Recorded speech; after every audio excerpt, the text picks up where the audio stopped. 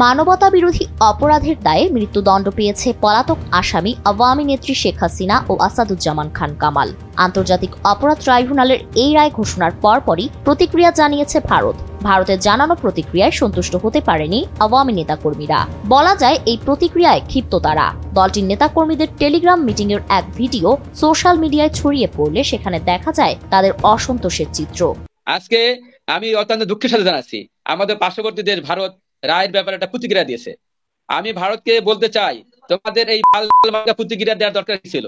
প্রতিক্রিয়া দেবা তো দেবা না বাচ্চারা আজকে একটু প্রতিক্রিয়া দিছে, একটা নিন্দা না জানাইতে বলে প্রতিক্রিয়া দিছো কেন বাচ্চারা বাচ্চা। RICL TMX, যুগের পর যুগ স্থাপনা থাকে মজবুত। ভাই আমি অনেক ক্ষিপ্ত আছি। আজকে ভারতের পররাষ্ট্র মন্ত্রণালয় যে উনি জয় ঘোষাল উনি একটা প্রতিক্রিয়া দিছে, এটার কি অর্থ আমি নিজেও বুঝি না, ওই বাচ্চা বুঝবে না, বুঝবে না, আমার রাষ্ট্রের বাচ্চা বুঝবে না। ছেলেরা আজকে বাংলাদেশটাকে মানে একটা ক্যাঙ্গারু কোর্ট বানিয়ে বিচার বঙ্কন হয়েছে।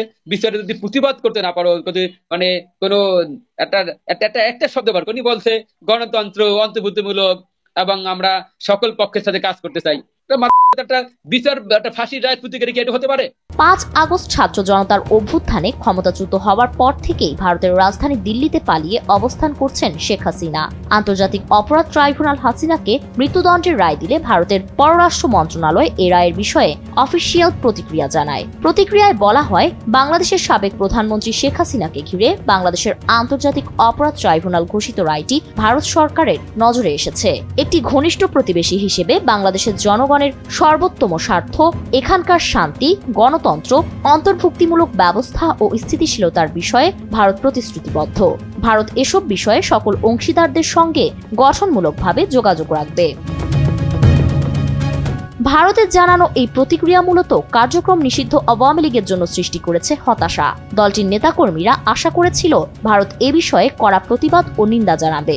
রায় ঘোষণার আগে হাসিনা পুত্র জয় রয়টার্সকে দেওয়া এক সাক্ষাৎকারে বলেছিলেন, আমার মায়ের কিছুই হবে না, ভারত আমার মাকে সুরক্ষা দেবে। কিন্তু রায় ঘোষণার পর যখন ভারত এ বিষয়ে নিন্দা বা প্রতিবাদ না জানিয়ে বাংলাদেশের সাথে কাজ করার বিষয়ে আকাঙ্ক্ষা জানায়, আওয়ামী লীগের নেতাকর্মীরা তা মেনে নিতে পারেনি। শেখ হাসিনাকে আশ্রয় দেওয়ার পর থেকেই ভারতের সাথে বাংলাদেশের সম্পর্ক নড়বড়ে। গত 1 বছরের অধিক সময় প্রতিবেশী দুটি দেশের সম্পর্কে জমাট বাঁধা বরফ যেন গলছেই না। এমন অবস্থায় বাংলাদেশের নির্বাচিত নতুন সরকারের অপেক্ষা করছে ভারত। দেশটির ধারণা, বাংলাদেশের নির্বাচিত সরকার আসলে দুই দেশের সম্পর্ক পুনরায় ভালো হবে। তাই হাসিনার রায়ে বিরূপ কোনো প্রতিক্রিয়া জানায়নি দেশটি। ফারিন রহমান প্রীতি, NPB।